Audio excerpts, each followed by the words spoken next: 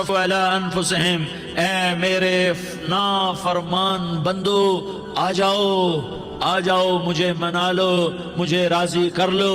من تقرب الی تلقیتہ من بعید، تم مجھے راضی کرنے آؤ، میں آگے بڑھ کے تمہارا استقبال کروں گا۔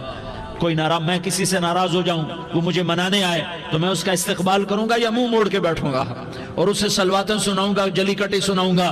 میرا رب کہتا ہے لیاری کا جو مجھے راضی کرنے آتا ہے میں آگے بڑھ کے اس کا استقبال کرتا ہوں۔ میں کہتا ہوں آجا میرا بندہ، میں تو کب سے تیرے انتظار میں تھا کہ کب توبہ کرے گا اور میں معاف کروں گا، کب توبہ کرے گا اور میں معاف کروں گا۔ اللہ کو اپنا بناؤ، اس کے در پر جھکنے کے ساتھ ہمارے گناہوں کی حیثیت ہی کوئی نہیں ہے۔ بنی اسرائیل میں ایک آدمی نے 99 قتل کیے، اس کو خیال آیا میں توبہ کروں، ایک عبادت گزار کے پاس گیا اور اس سے پوچھنے لگا میں نے 99 قتل کیے ہیں، میری توبہ ہو سکتی ہے؟ اس نے کہا ہرگز نہیں، تو بڑا ظالم ہے، تیری کوئی توبہ نہیں۔ اس کو غصہ چڑھا، اس نے اسے بھی قتل کر دیا، 100 کر دیے۔ پھر اس کو خیال آیا میں توبہ کروں تو وہ ایک عالم کے پاس گیا اور اس سے پوچھنے لگا میں نے 100 قتل کیے ہیں، کیا میری توبہ ہو سکتی ہے؟ کہ بیٹا کیوں نہیں ہو سکتی توبہ؟ ہائے ہائے ہائے ہائے ہائے۔ میرا رب ایک مثال دیتا ہے، کہتا میرا بندہ تو اتنے گناہ کر کہ زمین کو بھر دے، اس خلا کو بھر دے، چاند تاروں ستاروں کو بھر دے، اتنے گناہ کر کہ آسمان کی چھت کو لگا دے، زمین سے اٹھا اور آسمان کی چھت کو لگا دے۔ اتنے گناہ کرنے کے بعد صرف ایک دفعہ کہہ دے یا اللہ معافی دے دے تو میں سارے ہی معاف کروں گا، سارے معاف کروں گا، ولا ابالی، اور مجھے کوئی پرواہ نہیں ہوگی۔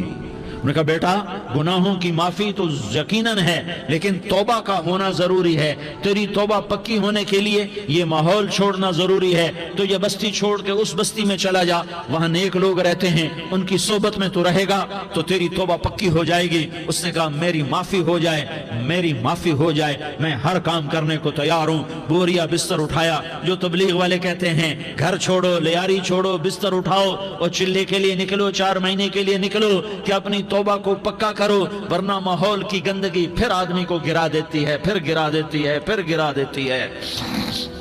وہ نکلا، راستے میں موت آئی، جب موت نے جھٹکا دیا تو اس نے چھلانگ لگائی اس نیک لوگوں کی بس کی طرف، وہ ایسے اس کے ہاتھ اس کے آگے اور پورا جسم ایسے آگے پھیلا ہوا۔ اللہ تعالیٰ نے لیاری والوں کو قصہ سنانا تھا تو دونوں فرشتے بھیج دیے، جنت کا بھی آ گیا، جہنم کا بھی آ گیا۔ جہنم والے کہنے لگے مجرم ہے ہتھ کڑی لگاؤ، جنت والے کہنے لگے مہمان ہے سہرے پہناؤ۔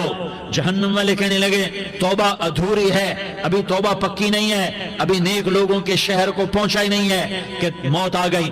اور جنت کے میں کہنے لگے نہیں نہیں نہیں، توبہ ارادے سے ہو جاتی ہے، ارادہ کر لیا توبہ ہو گئی، ہمارا مہمان ہے۔ اللہ نے تیسرا فرشتہ بھیجا، جاؤ فیصلہ کرو۔ کیا فیصلہ کرو؟ وہ یہاں مرا پڑا ہے، یہ اس کی بستی ہے، یہ نیک لوگوں کی بستی ہے، وہ یہاں مرا پڑا تھا۔ اللہ تعالیٰ نے کہا فیصلہ کیا کرتا ہوں کہ یہ فاصلہ ناپو، اگر گھر کے قریب ہے تو دوزخ والے لے جاؤ، اگر نیک لوگوں کی بستی کے قریب ہے تو جنت والے لے جاؤ، یہ میرا فیصلہ ہے۔ ہائے ہائے واہ میرا رب، میں تیرے قربان۔ ہوا کیا تھا؟ وہ گھر کے قریب تھا اور نیک لوگوں کی بستی سے دور تھا۔ جب ناپنے لگے تو اللہ تعالیٰ نے ادھر والی زمین سے کہا جو نیک لوگوں کی بستی کی طرف سے تھی، اللہ تعالیٰ نے اس زمین سے کہا سکڑ جا، اور جو گھر والی زمین تھی اس کو کہا پھیل جا۔ ادھر کی زمین کو پھیلا دیا اور ادھر کی زمین کو سکیڑ دیا۔ جب ناپا گیا تو وہ نیک لوگوں کی بستی کے قریب ہوا۔ اللہ نے کہا لے جاؤ جنت میں، ہم نے معاف کر دیا۔ اور یہ تو بنو اسرائیل کا آدمی ہے، ہم تو محمد مصطفیٰ صلی اللہ علیہ وسلم کے امتی ہیں۔ ایک بنو اسرائیل کا آدمی، اس کا نام